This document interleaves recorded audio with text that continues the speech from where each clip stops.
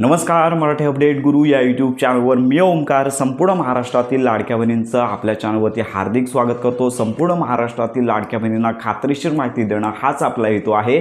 साधारणतः संपूर्ण महाराष्ट्रातील पात्र लाडक्या बहिणींना हप्ते आलेलेच आहेत। मार्च एप्रिलचा हप्ता आलेला आहे। ज्या लाडक्या बहिणींना हप्ते आले नाही आहेत त्यांना तांत्रिक अडचणीमुळे लक्षात घ्या अपात्र करण्यात आलेले आहेत। मे महिन्याचा जो हप्ता आहे साधारणतः 15 जून नंतर लक्षात घ्या वितरित होणार आहे, कारण का वेबसाईट जी आहे डीबीटी पोर्टल आहे ते अंडर मेंटेनन्समध्ये असल्यामुळे 15 जून नंतर लक्षात घ्या लाभ आहे तो मे महिन्याचा येणार आहे। आणि याच पार्श्वभूमीवरती ज्या लाडक्या बहिणी खरोखरच पात्र आहेत, गरीब आहेत, निकषांची पूर्तता करत आहेत, ज्यांचा हप्ता मार्च आणि एप्रिलचा आला नाही आहे, तात्पुरती त्यांना अपात्र करण्यात आलेली आहे, तर अशा लाडक्या बहिणींना मंत्री आदिताई तटकरे यांनी स्पष्ट सूचना दिलेल्या आहेत। त्यांनी आपल्या ट्विटरच्या पेजवरती सांगितलेलं आहे की ज्या लाडक्या बहिणी खरोखरच पात्र आहेत, आपल्या स्क्रीनवरती देखील ही सूचना पाहू शकता की ज्या लाडक्या बहिणी खरोखरच पात्र आहेत, मुख्यमंत्री माझी लाडकी बहीण योजनेअंतर्गत ई-केवायसी केलेली आहे, फेब्रुवारी महिन्याचा हप्ता आलेला आहे परंतु मार्च आणि एप्रिलचा हप्ता आलेला नाही आहे, तर अशा लाडक्या बहिणींनी कुठेही आपली माहिती शेअर करू नये, लिंकवर क्लिक करू नये,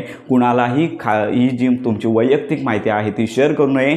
तर यासाठी तुम्हाला एकच काम करायचं आहे, जवळच्या महिला बाल विकास विभागामध्ये जास्तीत जास्त जिल्ह्याच्या ठिकाणी असणाऱ्या महिला बाल विकास विभागामध्ये तुम्हाला जाऊन माहिती घ्यायची आहे। तर अशा प्रकारची अपडेट त्यांनी दिलेली आहे। जर तुम्ही खरोखरच निकषांची पूर्तता करत असाल, पात्र असाल, तर तुम्हाला जवळच्या महिला बाल विकास विभागामध्ये जिल्हा स्तरावरती असणाऱ्या महिला बाल विकास विभागामध्ये जाऊन माहिती द्यायची आहे। त्यांना देखील आता पुढील काही दिवसामध्ये तशा सूचना येतील।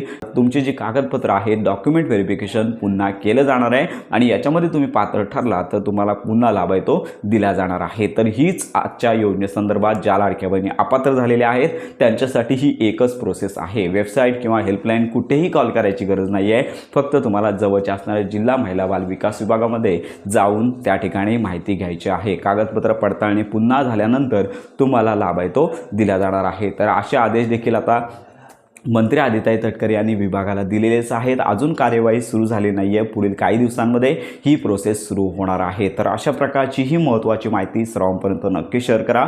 तुमच्या काय शंका असतील तर व्हिडिओच्या कमेंटमध्ये नक्की कळवा। योजना संदर्भात खात्रीशीर माहितीसाठी आपल्या मराठी अपडेट गुरु या यूट्यूब चॅनलच्या कनेक्टमध्ये राहा।